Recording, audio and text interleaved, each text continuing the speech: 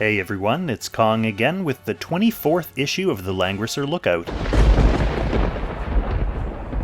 This is of course a regular series where I go over some noteworthy game and community news, and then follow it up with a brief update on my own account and progress.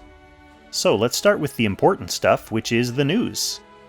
Ever since I started publishing these monthly, we've been getting updates on all the new goodies from the Chinese major update in each episode, and that's no different this month. We've got 2 new heroes, new exclusive gear, and new 3-cost skills to discuss.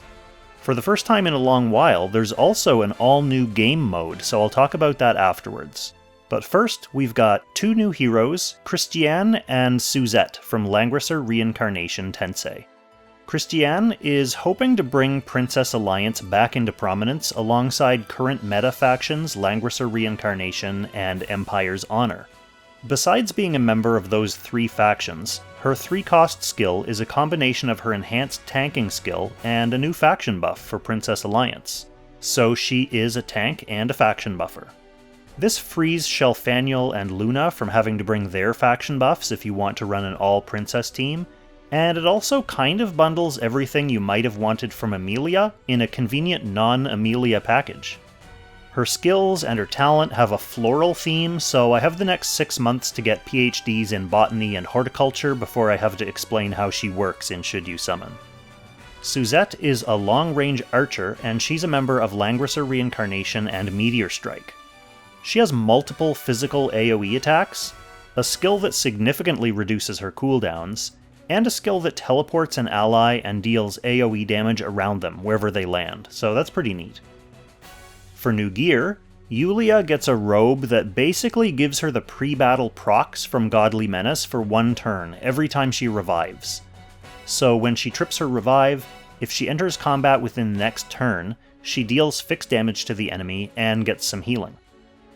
Ares gets a pretty sweet helmet. If he's under the effect of a faction buff, his normal attacks do plus 30% damage, and he gets a free talent stack when he actively attacks. This means he can activate his 1-cost passive ability to move 4 spaces after combat, even if he doesn't move all the way through an enemy first, so he can just approach, attack, and then retreat. For new 3-cost skills, Sophia's new 3C is basically mass heal on steroids. Well, not even steroids really, more like vegan protein powder. It has the same range and span and cooldown, and it heals for the same amount, but it dispels 2 debuffs instead of 1, and it has a bonus passive component that makes her talent buffs undispellable. Serena's 3-cost skill is an interesting push attack. It activates her power stab conversion, and it pushes an enemy up to 3 blocks. If they hit an obstruction along the way, then they get stunned.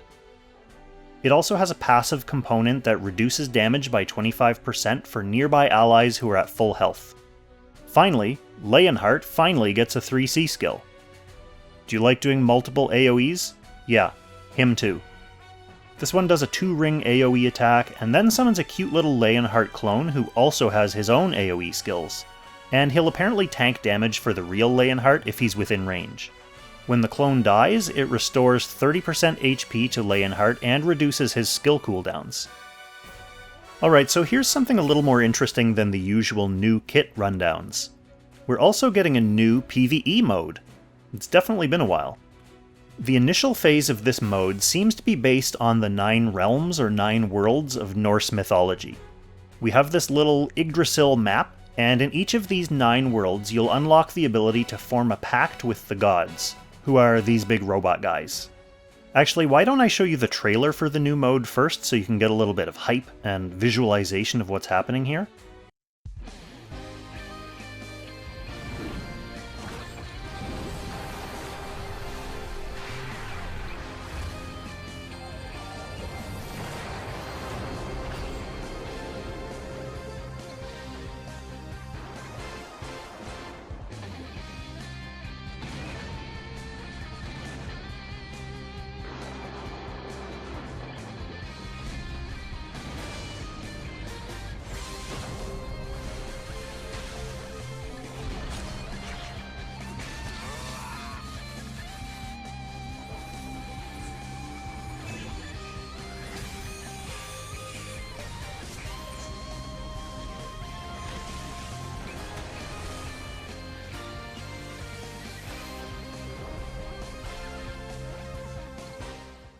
Anyway, once you form these pacts, you can then summon them to help you in various PvE modes.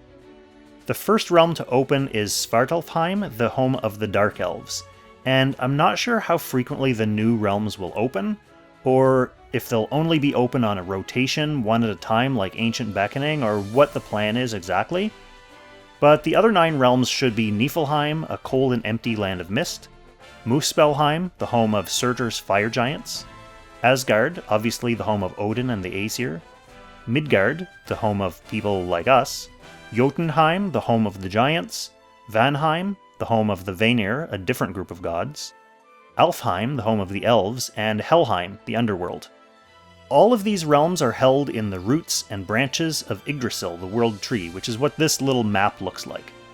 So I'm not sure, like I mentioned, if each one is going to open over time and then we'll have access to all of them, but I suspect it'll be more of a rotating thing.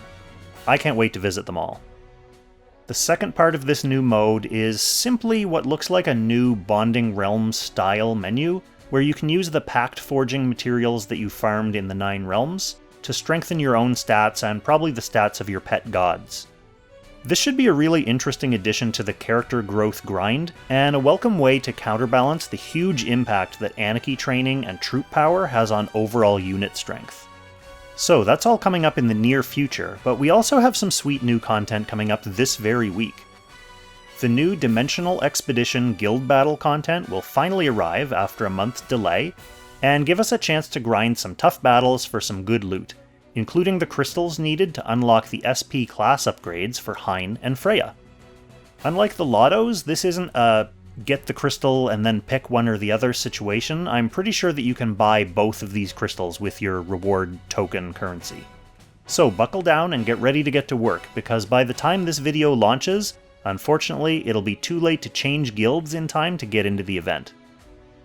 Okay, that's actually a big update for PvE, so let's go over to PvP. Apex Arena Season 7 is well underway by now. If you haven't already, don't forget to pop in and get your 5 qualifying matches out of the way so you can start getting free loot every single week.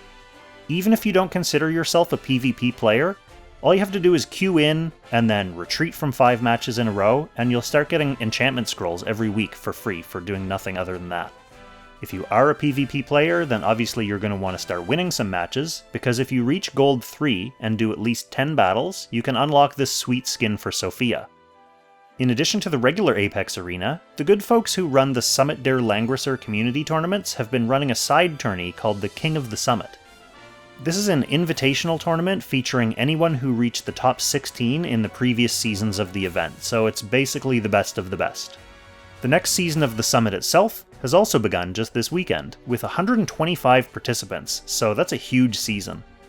If you haven't already joined their Discord, I'll put the link in the description below. Even if you're not playing, it'll be a good place to find lots of interesting PvP matches being streamed and reviewed. So if you're the kind of person who learns by seeing and watching rather than doing, you'll be able to get a lot of great PvP content here. Okay, so that's it for the news, so let's move on to the Kong update for June 2nd. As usual, we'll start with a summoning update, and I did summon on 2 banners this month. On the Kruger and Vincent banner, I went all the way to Pity for 1 copy of Kruger, and then on the Shilinka and Tsubame banner, I was guaranteed one or the other. Shilinka would unlock Kruger's bonds for me, and Tsubame would unlock Florentia's bonds. I ended up getting Tsubame in 40 summons, which was great, but unfortunately it was yet another month of worse than average rates overall, which brought my lifetime SSR rate down even further, to 1.75%. Alright, let's hop into the game for a Gates of Fate update. Hilda won the Gates of Folly community poll last month, which topped her off to 6 stars, and she is a total beast. I was also able to get Himiko up to 5 stars, where I've parked her for now, and Gizaroff hit 5 stars as well, so lots of nice progress on the Gates front this month. Speaking of which, the 19th Gates of Folly community poll is now live on my community page. The poll is going to be active all day Wednesday until the in-game server reset time, at which point I'll start farming up whoever wins the vote for the next 2 weeks or so. I don't really have much of a gear update this time, to be honest, but I did want to mention that I got a Thor's necklace from one of my SR accessory boxes. There is a free one in the story that I simply haven't bothered to get yet, so this is technically an item that I didn't have yet. I also did 20 casual summons on the Old City equipment banner, but I didn't get any of the new pieces, so I'll just hope for them to drop for me eventually. Finally, there is the new gear bag in the shop, right now for $20, and I picked that up although I haven't cashed it in yet. It's a constant debate between two highly useful accessories, Swordsmith Metal or Twilight Star, and I'm not 100% sure which way I'm going to go on that yet. So we'll move on to my grunts, or my training update. For infantry, I did get them up to 70s across the board. I also finished my Lancer attack to get them up to all 70s as well. For cavalry, my channel member exclusive poll chose Heaven's Guards as my latest troop project, so I've been throwing spare mats at them and I got them up to level 8 so far. Only a couple to go before they're maxed, and then there will be another poll to choose my next tech node or troop to train up. Not much going on the flyer and aquatic. For archer and assassin, I've been slowly working on their hit points, and then not much going on for holy and demon either. For my bonds, the only real progress I made on bonds this month was, maxing out my Rosalia. She's only 3 stars, but I did want to put some effort into her. Unfortunately, this did take away from my regular sharding schedule a little bit. I wanted her to be in good enough shape to lend a hand against Sleipnir, which she did. So, for Sleipnir, who is just coming to a close here now as I'm recording, I managed to obliterate my old high score of 4.5 million, jumping up to 10.5 million, and then improving on that by another million after my Hilda hit 6 stars. So I live streamed my 11 million Hilda run, so you should be able to catch that on my channel if you go looking for it. The last thing I will briefly mention, of course, is my casual chipping away at Apex Arena. I ran into some tough competition in the qualifying matches, so that's where my 4 losses were, and I seeded into Silver 1, which is lower than I have in the past couple seasons. But I didn't let that deter me. I went on a 6-game winning streak, and I managed to claw my way back to Gold 3, so I will continue my slow climb in the coming weeks. So that's it for the Kong update, and that's going to be it for this issue. So thanks for tuning in, and thanks for all your feedback and all your advice and all your encouraging comments and support as always. Stay tuned for the next episode of Should You Summon later this week, of course, and then I'll catch you in the next Langrisser Lookout.